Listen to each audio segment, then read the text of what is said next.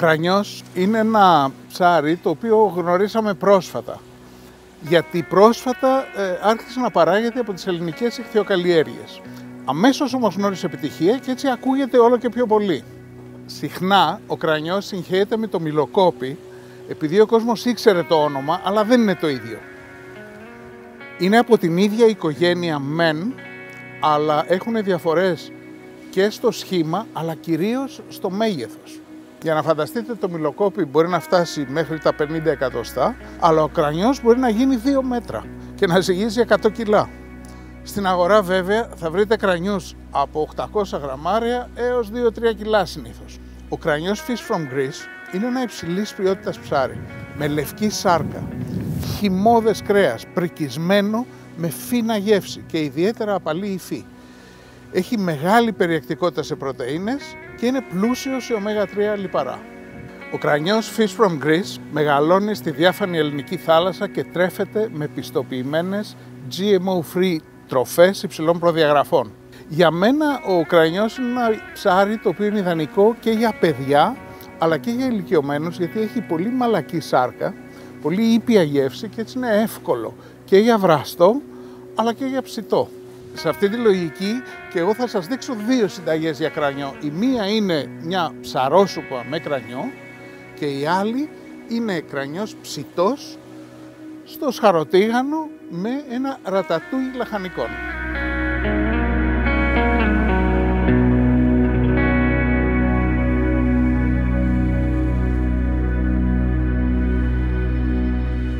Μία από τις πιο εύκολες και ωραίες ψαρόσουπες που μπορεί να κάνετε ποτέ είναι με κρανιό. Και θα ακολουθήσετε τη συνταγή μου, η οποία είναι μία μίξη ανάμεσα στην παραδοσιακή ελληνική κακαβιά με κάποια στοιχεία από τη γαλλική μπουιαμπέσα. Το πρώτο πράγμα το οποίο κάνουμε είναι κόβουμε τα λαχανικά, τα κλασικά λαχανικά, έτσι, καρότο, σέλερι και πατάτες. Και το κρεμμύδι, το ξεχάσουμε. Τα κόβω έτσι σε χοντρά κομμάτια, τις πατάτες σε κομμάτια που να βράσουν σχετικά εύκολα, έτσι εδώ βλέπετε στα 8, και το σέλερι, πολύ αγαπημένο μου υλικό, πάντα δίνει απίστευτη γεύση στα φαγητά και βέβαια είναι απαραίτητο στη σούπα. Εδώ έχω βάλει 2 λίτρα νερό να βράσουν και έχει σημασία το να είναι 2 λίτρα, γιατί όλο το σκεπτικό είναι το πώς στο τέλος θα πήξουμε τη σούπα. Μόλις βράσει το νερό, ρίχνω λίγο αλάτι και ρίχνω και τα λαχανικά. Λίγο πιο φινετσάτα από ό,τι το κάνω εγώ κανονικά. Τα σέλερι. Ξεχάσαμε τα κρεμμύδια. Τα κάνω τέταρτα. Και το κρεμμύδι. Σκεπάζω. Σε 20 λεπτά οι πατάτες θα έχουν βράσει, θα έχουν μαλακώσει. Τα λαχανικά έχουν βράσει.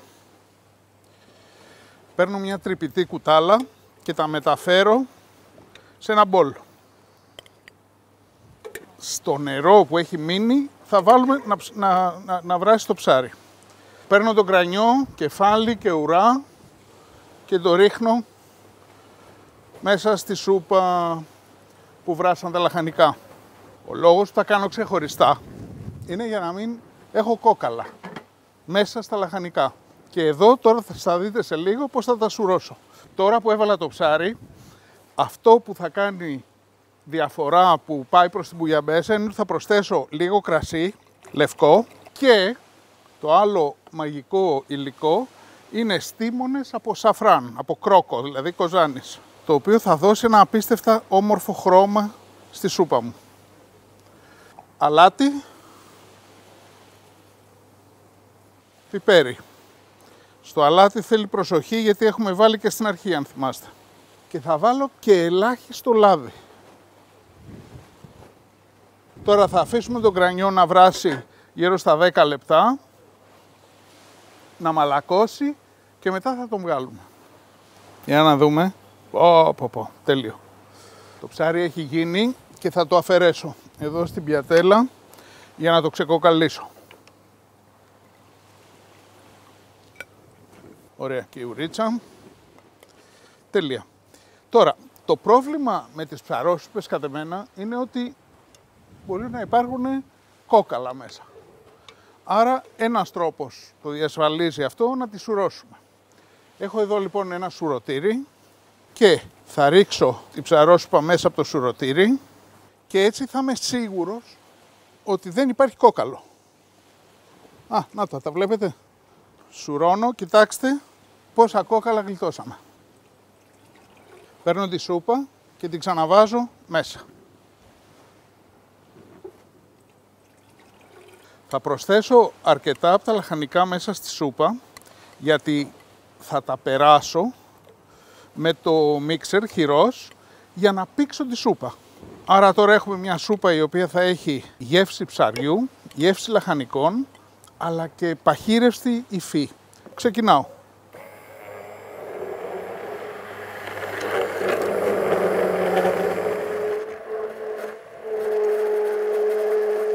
Λοιπόν, σε αυτό το σημείο θα προσθέσω και λίγο λεμόνι, το αφήνω πάντα στο τέλος για να μπορώ να δοκιμάσω την οξύτητα. Ανακατεύω λίγο, για να δοκιμάσω. Ναι, εγώ θέλω λίγο ακόμη λεμόνι. Προσθέτω και λίγο ακόμη, ανακατεύω, ξαναδοκιμάζω με άλλο κουτάλι.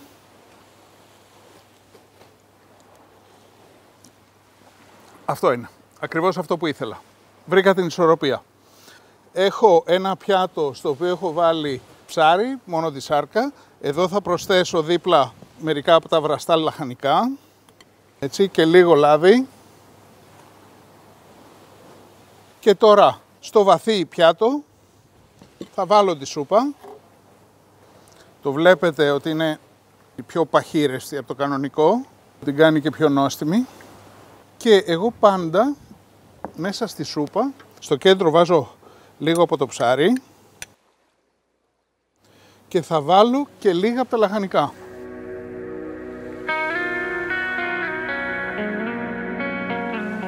Αυτή είναι η εύκολη και τέλεια ψαρόσουπά μου με κρανιό.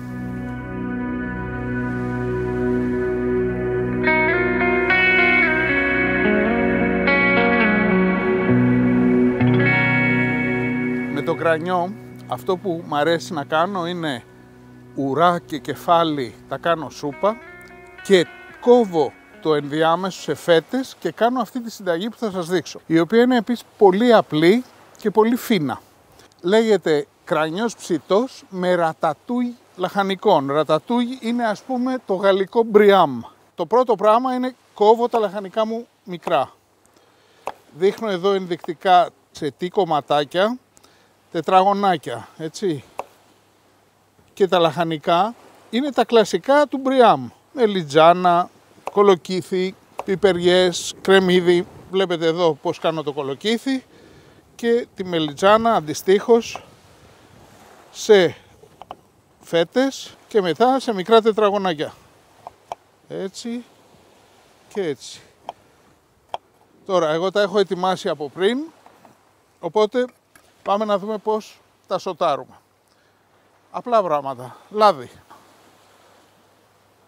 Λάδι στο τηγάνι μου και θα ρίξω τα λαχανικά. Μελιτζάνα. Το κρεμμύδι. 2 ειδών πιπεριές. Εσείς αν θέλετε μπορείτε να βάλετε παραπάνω. Και φρέσκο δεντρολίβανο για να δώσει αρώματα. Αυτό τώρα θα σοταριστεί σε χαμηλή φωτιά για περίπου 20 λεπτά. Δεν χρειάζεται τίποτε. Ούτε νερά, ούτε τίποτε. Αν έπρεπε κάποιος να προσθέσει κάτι, θα ήταν λίγο λευκό κρασί. Αλλά δεν το χρειάζεται. Θέλουμε την νοστιμιά του λαχανικού έτσι όπως είναι αγνό. Το αλατοπίπερό μου.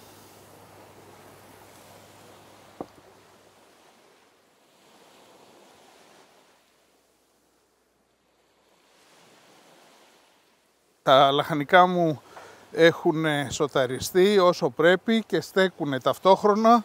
Κάνα 20 λεπτό είναι ο μέσος όρος, ανάλογα και με την εστία. Τα βγάζω για να βάλουμε να κάνουμε το ψάρι. Χρησιμοποιώ σχαροτίγανο για το ψάρι, θα μπορούσατε να το κάνετε και σε ένα τηγάνι, κανονικό. Το σχαροτίγανο πρέπει πάντα να είναι ζεστό. Οπότε το αφήνουμε να κάψει και θα προσθέσουμε το λάδι ακριβώς πριν μπει το ψάρι. Βάζω το λίγο λάδι, ελάχιστο. Κάνω και αυτό το κόλπο και πηγαίνει και παντού.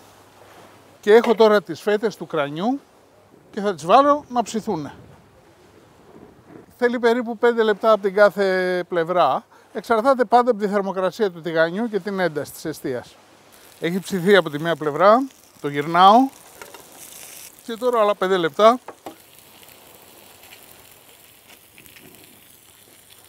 Ωραία, ψήθηκε. Θα το βάλω στο πιάτο μου. Να το κάνω και ανάποδα. Να είναι σαν το οροσκόπιο των ιχθύων. Και θα βάλω ανάμεσα το ρατατούι των λαχανικών. Αυτό είναι.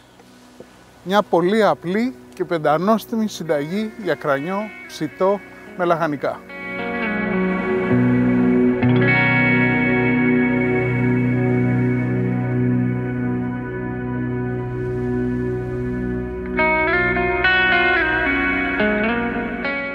Και μην ξεχνάμε, 2 φορές την εβδομάδα τρώμε ψάρι.